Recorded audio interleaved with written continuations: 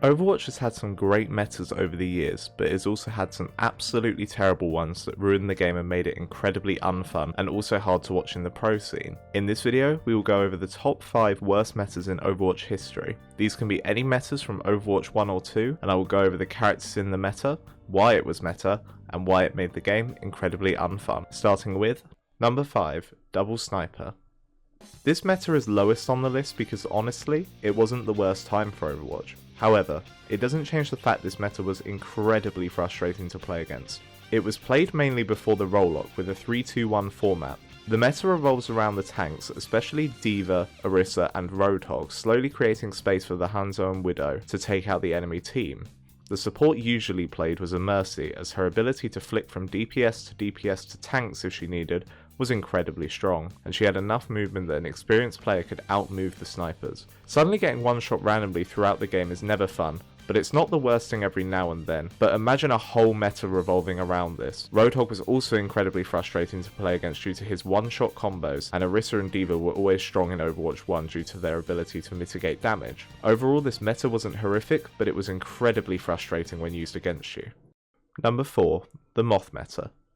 The Moth meta is the first meta on this list that I would say is truly terrible and caused a lot of issues in the game. Mercy during this time had a near 100% pick rate and she was incredibly broken. Every team fight had to be won twice due to her incredible res ability and how you could move around the battlefield to avoid the enemy team and to support her team. If you want to find out more about this meta in detail, plus the before and after, you can watch my video on the rise and fall of Mercy here. She was a must pick and could be played into the majority of team comps, and that's never a good thing for the game. This meta was very versatile and could be played with many characters, so it was slightly more interesting than other metas, but Mercy made it so strong it made the game horrible to play at the time.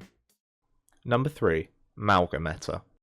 While this is a very recent addition to the list, only happening in the recent seasons, this was an incredibly dark time for Overwatch where mauga dominated every game, being able to kill the opposing tank and the whole team easily with his incredibly powerful abilities. With the correct supports and plays, it would ensure mauga never died, and he could only be countered by playing another mauga, and to hope your team is coordinated enough to kill the enemy mauga in the time it took for Bayonne to wear off. The major counter to the meta was Ana, but Ana is considered a very high skill character that you need good cooldown management and aim to get the most value out of, so mauga reigned supreme throughout this time of Overwatch. A few buffs and nerfs to other heroes shifted the meta away from mauga quite quickly however, but it doesn't change the fact this was probably one of the main reasons for the decline of the game, as a lot of players, including myself, stopped playing during this time and still haven't returned to this day. In the future, this could go up or down the list as this is quite a new meta and I might just have a recency bias.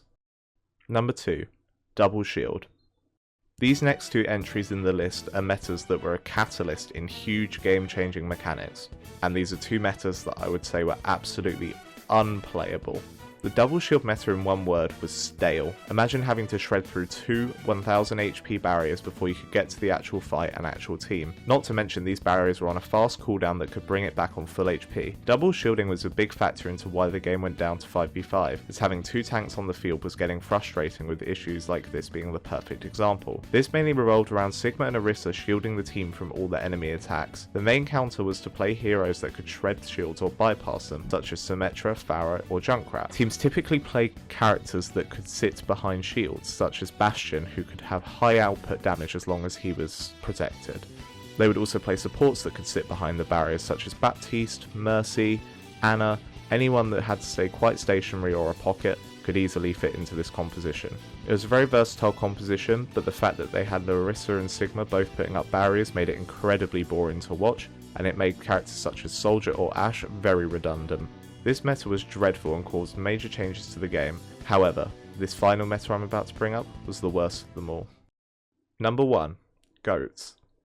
I think anyone that knows about Overwatch has heard of the term Goats meta mentioned before, and it is truly Overwatch at its worst. Before the roll-lock, people realised that they could play 3 tanks and 3 supports, which gave some crazy sustain, while also pumping out massive damage through the tanks. The lineup was typically D.Va, Zarya, Reinhardt, Moira, Lucio and Brig. Brig at the time was like a raid boss, and was completely breaking the game as it is. The battles that occurred during this meta were some of the most boring fights to ever happen, as they lasted, in the worst scenarios, up to multiple minutes, as there was so much AoE healing, and all of the tanks had massive health bars that couldn't be shredded through. It just came down to who could get their ultimates quicker, and even if they got them at a similar time, fights would go even slower. This led to the enforcement of the roadhog, so it would never happen again. There was a couple variation of the goats meta, mainly including Sombra or potentially subbing in an Ana or Zenyatta in certain situations where appropriate, but the meta would only shift once changes came to the game. Goats will always remain the worst meta ever to exist in the game, and it even ruined Overwatch League that year for both the pro players and the viewers.